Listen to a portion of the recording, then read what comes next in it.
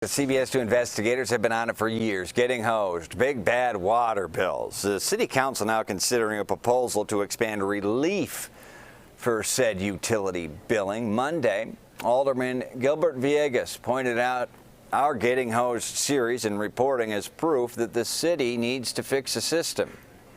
And we need to find out how we can work with our residents to make sure that we're not gouging them. And I'm sure some folks have followed or seen the series hosted by CBS around how some of these folks are just being taken advantage of. Alderman Gilbert Villegas joining us now live. Alderman, we thank you for your time this Tuesday morning. No, thank you, and good morning, everyone.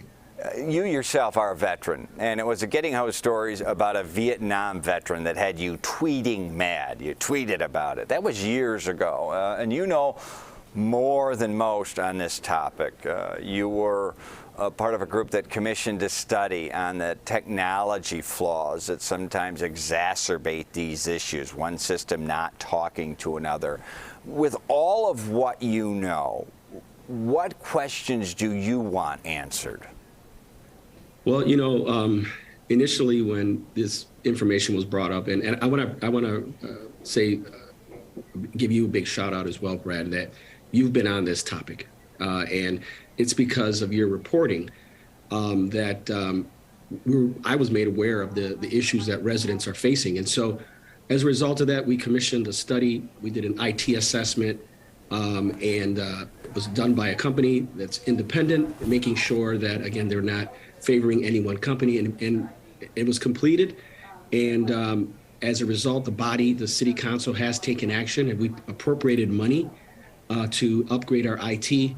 We're in the process of an 8-year phase-in, and it's approximately $350 to $500 million of IT assessment that the IT investments that we're going to make in the city in order to make sure that constituents and residents of the city can interact with the city, with city government a lot less burdensome. And so I think that again, it's your reporting that has really prompted the city council to take action, and so we're moving in a direction to try to right this wrong, so that way residents can get clean water, but also make sure that they're not getting gouged. Yeah, one thing you found was kind of silos. Too many silos existed between departments, so on and so forth. Now, let's go during the mayoral campaign. Both Paul Vallis and Brandon Johnson referred to the water department as incompetent. Mr. Vallis, the loser, said amnesty should be an option.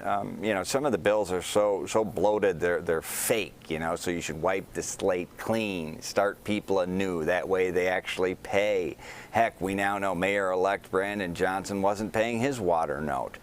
Would you agree the department is incompetent, and there are, of course, a myriad of problems, but do you have a list, a punch card, a 1 and 2 fixes? So first of all, is it incompetent? Give me a couple fixes.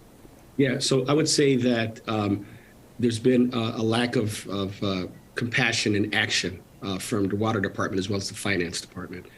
And so I think that a lot of times bureaucrats forget that there's residents on the other side, businesses on the other side that help contribute to a functioning government and making sure that they're paying taxes, et cetera. And so we can't lose sight that who we work for. We ultimately work for the residents of the city of Chicago. And so we got to make sure that that's front and center. You know, the IT assessments that we did provided some solutions, and you wouldn't be surprised, Brad. This was the first IT assessment done in the city's history. What we saw was that as it relates to the procurement, we were 75%. We were in the top 75 percentile as it relates to paying for IT. However, we were in the 25 percentile as to getting the results. So in essence, we were paying more and getting less. And so this IT assessment, again, was something that we needed, because what it did was it's put forward a blueprint for how to improve how we deliver services to the residents and businesses in the city of Chicago. And so I'm glad that we're on that. Second is that we need to make sure that as these exorbitant bills come in, that we're looking at them on a case-by-case basis, and then realizing and looking at the stats. I mean, yesterday someone testified in city council that they would have had to have run their water for 27 hours a day, 27 hours a day in order to get that bill. And so I think having our water department and our finance department take a look and take a deep dive into these bills to make sure that people aren't getting hosed and people aren't being taken advantage of. So those are two things that we need to do. IT, which we're in the process of doing. We have the funding. We put forward those steps to improve our IT, but also taking a look at a case-by-case basis when these bills are coming in the thousands of dollars, when we know that there has to be some errors there. Okay, well, it's so refreshing to hear from you, Alderman. So you got a lot of those bills. They have regressive fees that affect poor people more, archaic algorithms for those that don't have meters. We have a sounding number, nearly 200,000 people without meters.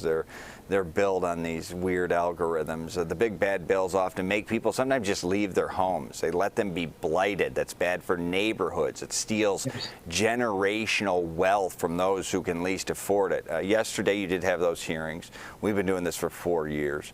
When do you think something will get done, or are we is yesterday the beginning of it?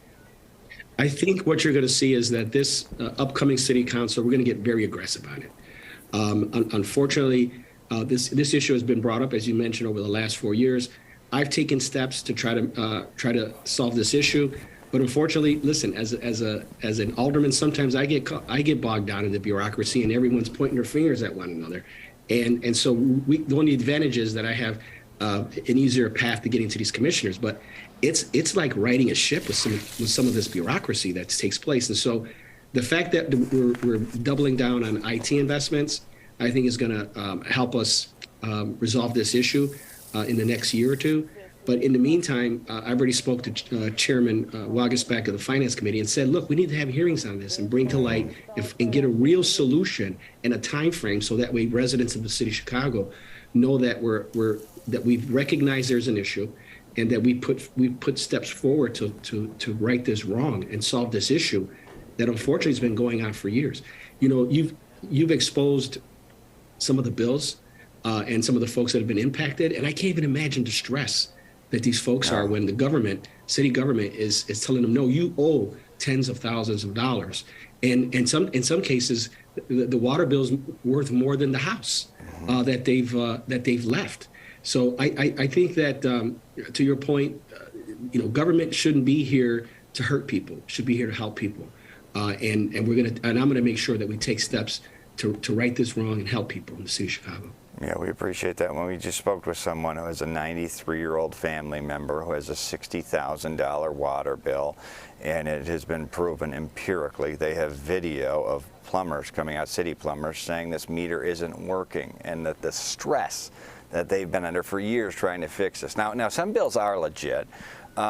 Still kind of absurd when it comes to the regressive fees. You know, we have saved some hundreds of thousands of dollars in getting hosed in 4 years. There very little appetite from the Lightfoot administration, very little appetite. I would almost say zero for transparency and discussion about this.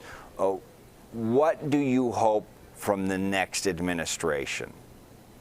Well, when we see these types of action by the executive branch, it's our job as a legislative branch to put forward policy or ordinances that would require the transparency. Mm-hmm. With these fees, when they're doubling, I've often told people, if I have a parking ticket and it's a $100 parking ticket and I don't pay it in 21 days, it doubles.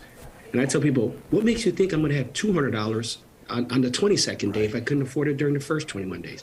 So we need to take a look at being realistic with these fees, making sure that we're taking into consideration that people are doing their best to live in the city, and that we need to make sure that we're partnering with them and not hurting them. And these fees, they're just out of control. And so as a body, we're going to need to make sure that the next administration that comes in, that we're working with their budget team to figure out ways to be more compassionate on these fees. Of course, we want to get people to pay for the services, but when they're late, we shouldn't be charging double, 100% interest. We shouldn't be doing that.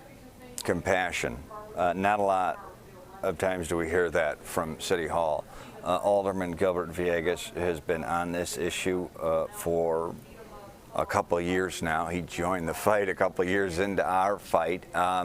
We appreciate you speaking up in City Council yesterday, and we look forward to having you on the stream again. Alderman Gilbert Villegas, thank you for joining us this morning. Thank you. Have a great day, Brent. Thank you. You too.